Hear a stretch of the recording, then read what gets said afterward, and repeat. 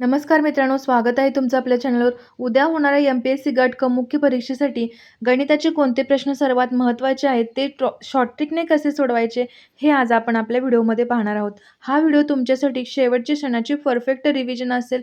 चला तर मग जराही न वेळ घालवता सुरुवात करूया. प्रश्न क्रमांक 1. अमर, अकबर आणि अँथनी यांनी 1 जानेवारीला भागीदारी एक व्यवसाय सुरू केला. अमरने 1 जानेवारीला रुपये 3,000 गुंतवले. अकबर व अँथनीने अनुक्रमे रुपये 5,000 आणि 8,000 गुंतवलेले आहेत 1 जूनला आणि 1 सप्टेंबरला. वर्षाच्या शेवटी त्यांना रुपये 4,120 इतका फायदा झाला असल्यास अँथनीला त्यांच्या गुंतवणुकीवर किती लाभांश मिळेल असा प्रश्न आहे.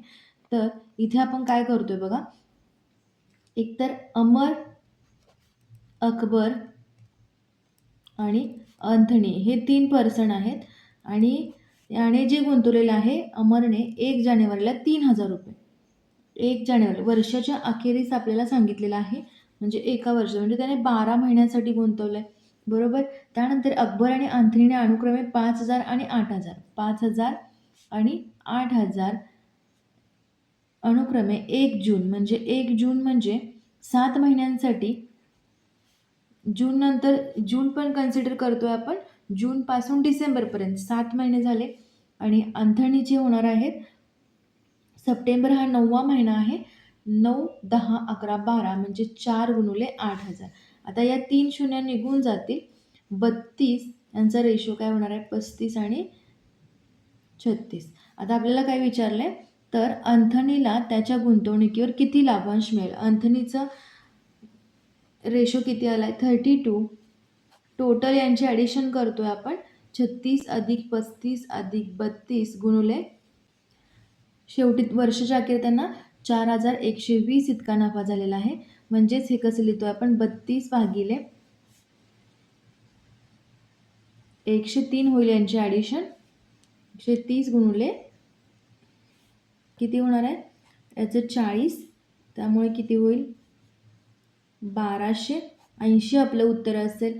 1280 याचं उत्तर येईल. पर्याय क्रमांक 2 आपलं उत्तर असेल. अँथनीला वर्षाच्या शेवटी अँथनीला 1280 रुपये लाभांश मिळेल. पर्याय क्रमांक 2. क्रमांक 2. तांबे व जस्त यांच्या संमिश्राने 5 किलोग्रॅम वजनाचा मिश्र धातूचा एक गोळा तयार केला.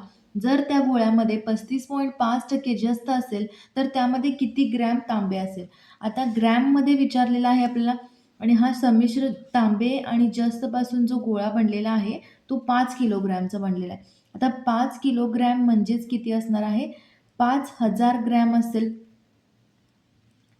त्यांनी काय सांगितले, तर त्या गोळ्यामध्ये 35.5% जस्त आहे, तर तांबे किती आहे. म्हणजे 100 वजा 35.5 तांबे असणार आहे.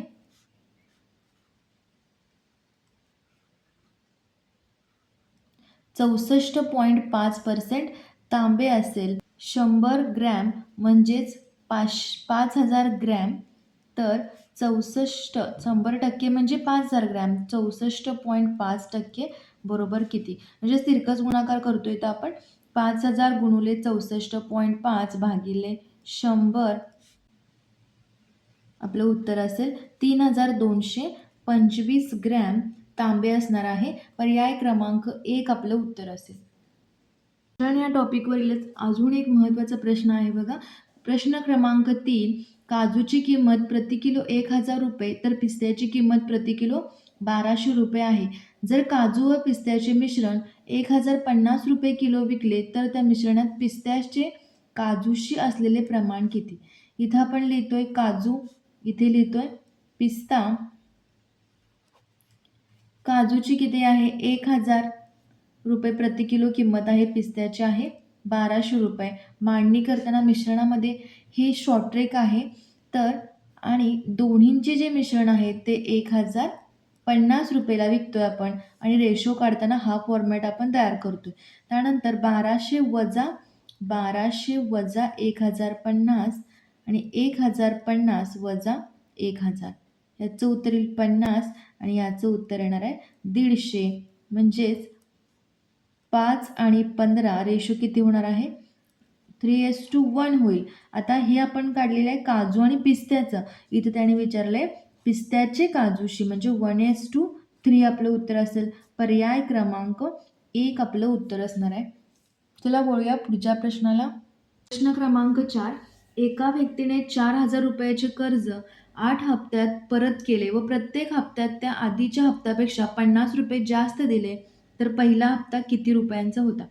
आता ही एक तर ट्रिक आपण x plus 50, x plus 100, x plus 150 up to असे 8 हप्ते बनवायचे, 2, 3, 4 आणि हे 8वा हप्ता येईल. ओके, आणि त्यांची बेरीज 4,000 करून या पद्धतीने आपण सॉल्व्ह करू शकतोय. आणि त्यापेक्षा इझी मेथड एक आहे, शॉर्ट ट्रिक आहे बघा इथे. अंकगणितीय श्रेणीमधील ट्रिक्स वापरणार आहे आपण इथं.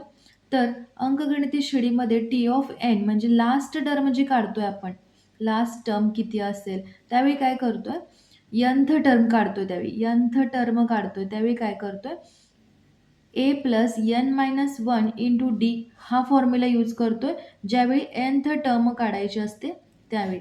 आणि ज्यावेळी बेरीज दिलेली असते, आता अंकगणिती श्रेणी आहे, आता 6, 12, 18 अशी 60 नंबरची जर बेरीज करायची असेल तर कोणता फॉर्म्युला यूज करतोय आपण, तर बेरीज बरोबर n/2 2a plus n minus 1 into D.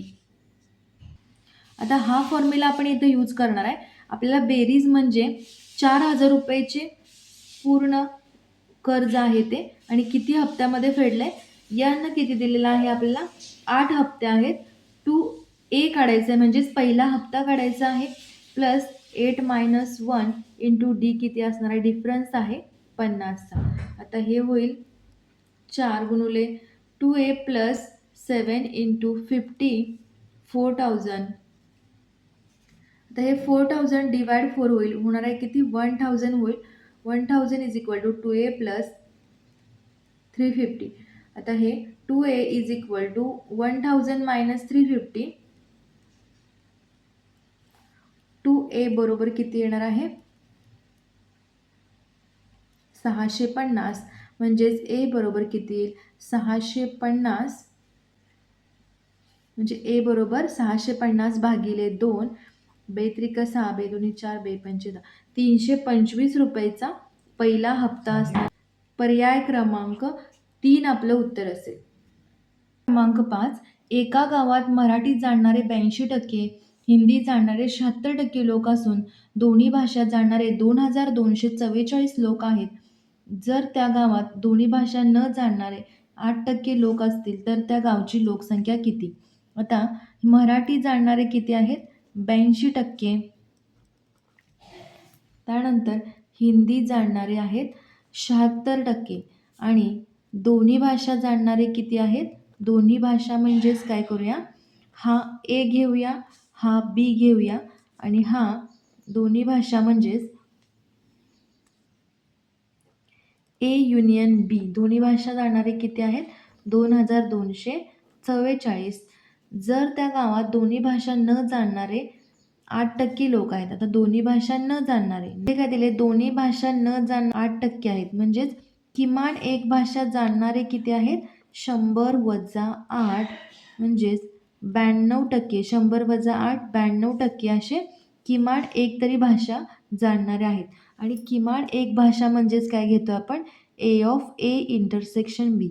आता फॉर्म्युला काय आहे, n of A union B is equal to n of A plus n of B minus n of A intersection B. आता A union बी काढायचं आहे आपल्याला आणि टक्केवारीमध्ये काढायचं आहे. इथं व्हॅल्यू दिलेली आहे, हे आपल्याला टक्केवारीमध्ये काढायचं आहे. एन ऑफ ए किती आहे, 82, एन ऑफ बी आहे 76 आणि एन ऑफ ए इंटरसेक्शन बी काढलेला आहे आता आपण 92, म्हणजेच किमान एक भाषा जाणणारे. आता हे किती होईल, 8 158 वजा 92 66% ए ऑफ ए इंटरसेक्शन बी. याची व्हॅल्यू किती दिलेली आहे, 2,244. म्हणजेच 66% म्हणजेच 2,244. तर गावची लोकसंख्या किती हे फाइंड करायचं, तर 100% बरोबर किती, म्हणजेच 2,244 गुणुले 100 भागिले 66. 11 दोन्ही 22, 11 चोक 44, 11 सक्क 66, साइन त्रिक 18, साइन चोक 24. 3400 गावाची लोकसंख्या असणार आहे. पर्याय क्रमांक 3 आपलं उत्तर असेल. अशा प्रकारचे वेन डायग्रामवरचे प्रश्न विचारले जातात. चला वळूया पुढच्या प्रश्नाला. क्रमांक 6. एक दुकानदार 10 रुपयाला 15 आंबे खरेदी करतो व 10 आंबे 15 रुपयाला याप्रमाणे विकतो, तर त्याला शेकडा नफा किती होईल? आता अशा प्रकारच्या क्वेश्चनमध्ये म्हणजेच वस्तू दिलेल्या असतात आणि रुपये दिलेले असतात, त्याची खरेदी किंमत आणि विक्री किंमत दिलेली असते. एक फॉर्मॅट तयार करायचा. इथे शॉर्ट ट्रिक आहे. तर वस्तू, रुपये, खरेदी किंमत आणि विक्री किंमत. आता 10 रुपयाला 15 आंबे म्हणजे 15 आंबे 10 रुपयाला खरेदी करतो आणि 10 आंबे 15 रुपयाला 10 आंबे 15 रुपयाला विक्री करतो. आता इथे नफा झालेला आहे. तर यानंतर काय करतोय आपण, हा फॉर्मॅट विसरायचा नाही. हा फॉर्मॅट जर चुकला तर पूर्ण उत्तर आपलं चुकत जात आहे. म्हणजेच काय, शेकडा नफा कसा काढतोय आपण, शेकडा नफा बरोबर 15 गुणिले 15 वजा 10 गुणिले 10 आणि जो इथं असतो तोच इथं रिपीट करतोय आपण, 10 गुणिले 10. 225 वजा 100 भागिले इंटू शेकडा नफा काढायचा आहे त्यामुळे इंटू 100 होईल, इंटू 100. आता हे 100 निघून जाईल. याचं उत्तर येईल 125% नफा होईल. पर्याय क्रमांक 4 आपलं उत्तर असेल. त्या दुकानदाराला 125% नफा होईल. प्रश्न क्रमांक 7. अ, ब आणि क या 3 पाईपने एक पाण्याची टाकी 20 तासात भरते. क ची गती ही ब पेक्षा दुप्पट आहे आणि ब ची गती अ पेक्षा तिप्पट आहे. तर फक्त अ पाईपने ती पाण्याची टाकी किती वेळात भरेल असे विचारलेलं आहे. तर अ, ब, क ने ती पाण्याची टाकी 20 तासात भरते. आता या प्रकारचे प्रश्न असतात एक्झाममध्ये किंवा MPSCसाठी थोड्या डिफिकल्ट लेवलचे प्रश्न असतात. नळ टाकीमधील सिंपल प्रश्न येत नाहीत शक्यतो. तर इथं काय सांगितलंय बघा, अ, ब, क 20 तासात भरते आणि एक सांगितलंय क ची गती ही ब पेक्षा दुप्पट आहे आणि ब ची अ पेक्षा तिप्पट. आता अ ची घेऊया आपण 1, त्यानंतर ब ची गती अ पेक्षा तिप्पट म्हणजे 3 घेऊया आणि क ची गती ब पेक्षा दुप्पट. क ची गती ब पेक्षा दुप्पट म्हणजे 6 घेऊया. तर ही झाली कार्यक्षमता. कार्यक्षमता म्हणजेच काय, क्षमता म्हणजे इफिशियन्सी असते, बरोबर, इफिशियन्सी असते. आता एक बेसिक फॉर्म्युला आहे या चॅप्टरवरती आणि त्या फॉर्म्युल्यावर हा पूर्ण चॅप्टर जो की नळ टाकी किंवा काळ काम वेग हा पूर्ण चॅप्टर बेस आहे याच्यावरती. इफिशियन्सी बरोबर वर्क डिवाइड डेज. आता ही आहे इफिशियन्सी. इफिशियन्सी तिघांची मिळून किती होईल, अ प्लस ब प्लस क ची इफिशियन्सी किती होणार आहे, 1 + 3 + 6 10 होईल, बरोबर, 10 होईल म्हणजे इफिशियन्सी मिळेल आपल्याला. आणि डेज किंवा तास हे किती आहेत, 20. म्हणजे वर्क काय येईल आपलं, 20 गुणुले ही इफिशियन्सी म्हणजेच हे तास गुणुले ही काय असणार आहे, इफिशियन्सी बरोबर वर्क. वर्क टोटल किती आहे, 200 आहे. आता आपल्याला त्याने काय सांगितलंय, तर फक्त अ पाईपने ती पाण्याची टाकी भरायची आहे. म्हणजेच तर किती वेळात भरेल. आता पुन्हा हा फॉर्म्युला यूज करतोय. आपल्याकडे वर्क आहे 200 आणि इफिशियन्सी आहे 1, कारण फक्त अ ने भरायचे आहे आणि डेज काढायचे किंवा तास आपल्याला काय करायचे, काढायचे. म्हणजेच काय करतो, इफिशियन्सी डिवाइड काय होईल, वेळ. म्हणजेच वेळ काय होईल, या साईडला जाईल, वेळ येईल 200 तास. पर्याय क्रमांक 1 आपलं उत्तर असेल. हा फॉर्म्युला मेन आहे.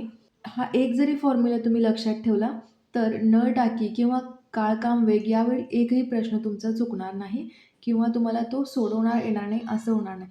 हा एक फॉर्म्युला तुम्ही फक्त पाठ करा. चला वळूया पुढच्या प्रश्नाला.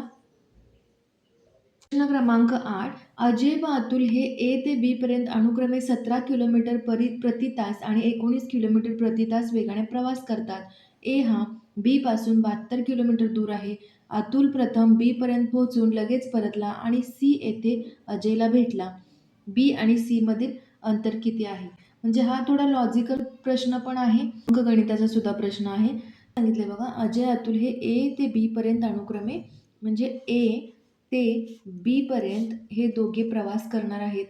अतुल आहे तो 19 किलोमीटर वेगाने जातोय किलोमीटर प्रति तास आणि सेम या पॉईंटपासून अजय सुद्धा 17 किलोमीटर पर हवरनी जातोय म्हणजे प्रति तास एवढं डिस्टन्स कव्हर करतोय.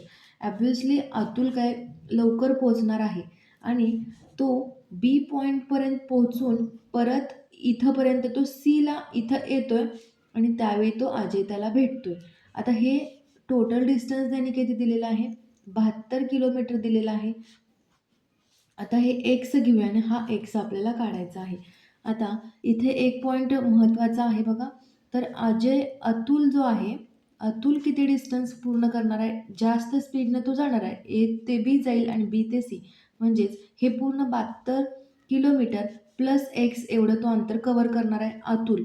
आणि अजय जो अंतर कव्हर करणार आहे तो हे 72 वजा एक्स अजय कव्हर करणार आहे. आता या दोघांचं डिस्टन्स दिलेलं आहे, स्पीड दिलेलं आहे, ते फक्त आपण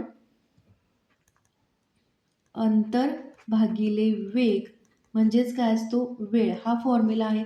आता या फॉर्म्युल्यामध्ये दोघांची वेळ काय असणार आहे? समान असणार आहे. त्यामुळे त्या व्हॅल्यू पुट करूया. अंतर किती आहे? आता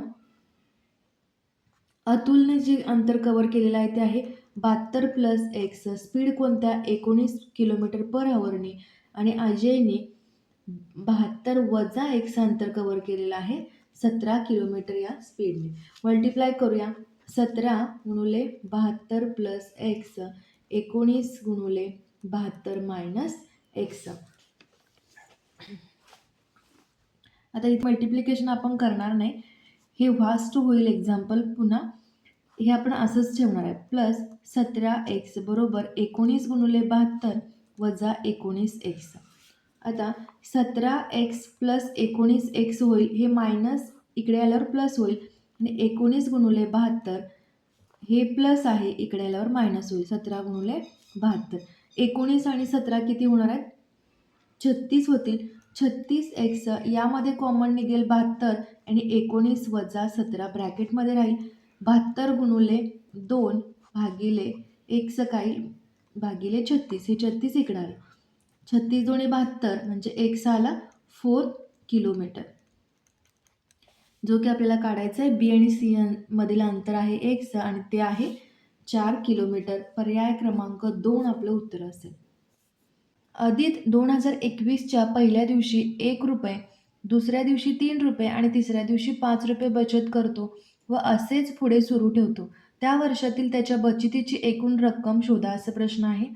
तर इथे अंकगणिती श्रेणीमधील ट्रिक्स वापरणार आहोत, फॉर्म्युला हा यूज करणार आहोत.